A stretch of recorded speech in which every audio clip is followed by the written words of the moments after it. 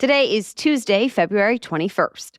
What to know today about President Biden's surprise trip to Ukraine, how the White House kept it a secret, and what the president announced while he was there.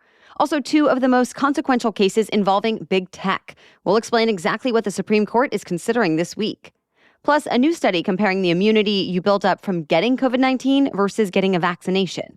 How one airline says it's making it easier for families to fly. And where some of the biggest Mardi Gras celebrations are happening today. Those stories and more news coming up. Welcome to The Newsworthy. All the day's news in around 10 minutes. Fast, fair, fun, and on the go. I'm Erica Mandy. Thanks so much for being here. You ready? Let's do this. It's being called historic, unprecedented, and surprising. President Biden made a secret trip to Ukraine to mark 1 year since Russia invaded the country. This is the first time an American president has visited an active war zone where the U.S. military is not involved in the conflict. Biden reflected on 1 year ago when he says the world was bracing for the fall of the Ukrainian capital. But he praised the Ukrainians for their resolve, saying, quote, 1 year later, Kyiv stands and Ukraine stands, democracy stands. While he was there, Biden also announced another $500 million in American assistance for Ukraine. The high-stakes trip was kept confidential until the day of. Behind the scenes, White House officials said the trip was many months in the making since it required a huge security and logistical effort given all the risks. It was considered especially risky since Ukrainian officials have been warning Russia is planning a large-scale bombardment timed to the war's anniversary this week. But Biden slipped out of Washington in the middle of the night without anyone noticing and made a 40-hour journey in and out of Kyiv. Though Biden was only actually there for 5 hours. Many people praised the president for this trip, but there were also a handful of Republicans who criticized Biden, saying he should be focusing on issues back home in the U.S. instead. And Russian officials called the president's trip a provocation.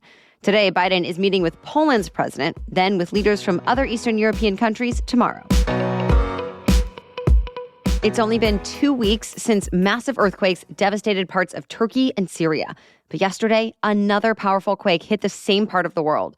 The 6.3 magnitude earthquake brought down more buildings in Turkey and Syria, and a few more people died, adding to the devastation since nearly 45,000 people were killed in the last quakes. Many more were left homeless. About 1.6 million people are staying in temporary shelters in Turkey alone. So Turkey's president says the government will start constructing close to 200,000 new homes as early as next month. And he says they'll be built on firmer ground and to higher standards. The U.S. Secretary of State also visited Turkey this week, toured the earthquake damage, and announced another $100 million in American aid. Already, the U.S. has sent in search and rescue teams, heavy equipment, and $85 million in humanitarian assistance. The American Transportation Secretary has some strong words for the rail company behind a toxic train derailment in Ohio. In a letter sent this week, Secretary Pete Buttigieg accused Norfolk Southern of prioritizing profit over safety, an issue he says has contributed to several derailments over the years. He says that needs to change. Buttigieg told the company he's going to lay out new steps for the rail industry to improve safety and said the company should not resist them this time. For now, Norfolk Southern just says it's reviewing the letter. The company's CEO visited the town where the derailment happened over the weekend and promised to keep helping people who live there. So far, the company says it's committed more than $5.6 million to the community. Still, many people say they're worried about the long-term effects caused by the toxic chemicals that were spilled or burned off. Today, the Ohio Health Department is opening a health assessment clinic for anyone who has medical questions or concerns. And the EPA continues to monitor the air in the area for contaminants. So far, it's given the all clear. By the way, even though Secretary Buttigieg is responding now, he's faced criticism for not doing so sooner. Some Republicans have even said he should step down or be impeached over the fiasco. Though Buttigieg also pointed fingers at former President Trump's administration, since under Trump, the U.S. repealed a rule that made certain electronic brakes mandatory on rail cars. And speaking of former President Trump, he is also expected to visit the site of the derailment later this week. Surviving COVID-19 seems to give people strong, long-lasting protection against getting an extreme case in the future. New research says the immunity you get from getting COVID-19 makes it 88% less likely you'll have to go to the hospital or die from a second COVID-19 infection for at least 10 months. That seems to be the case with all variants. And it's on par with the immunity you get from 2 doses of a COVID-19 vaccine. This is the largest analysis yet to look at immunity following an infection. And scientists behind the study say these findings should influence any future policies, like vaccine requirements. Still, experts say vaccination is the better way to go, since the risks that come with that first COVID-19 infection are much greater than the side effects from the shots. At last check, about 69% of the U.S. population had gotten the original vaccines. Only 16% had gotten a dose of the updated booster. More news is still coming up, but first, a quick break to thank our sponsor, Indeed. If you're a business owner who wants to save time hiring, you need Indeed. Indeed is the hiring platform where you can attract, interview, and hire all in one place. So don't spend hours on multiple job sites looking for candidates with the right skills when you can do it all with Indeed. Find top talent fast with Indeed's suite of powerful hiring tools like Indeed Instant Match, assessments, and virtual interviews. Hate waiting?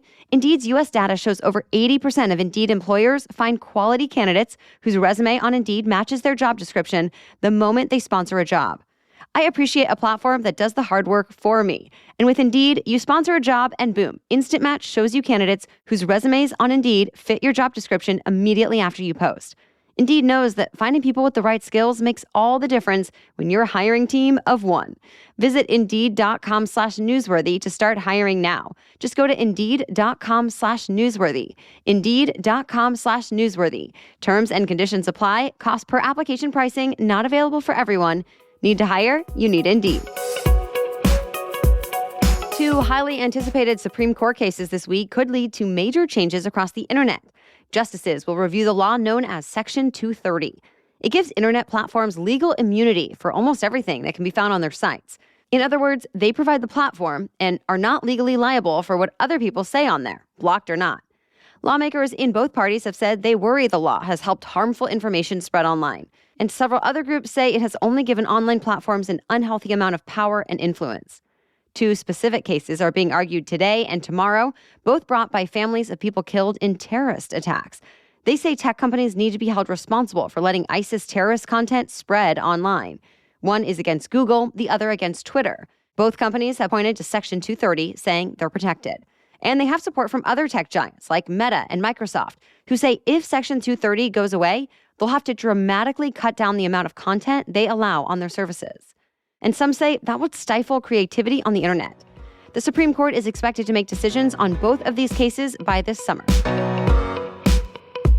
Actor Alec Baldwin is set to make his first court appearance this week related to the deadly shooting on the Rust movie set.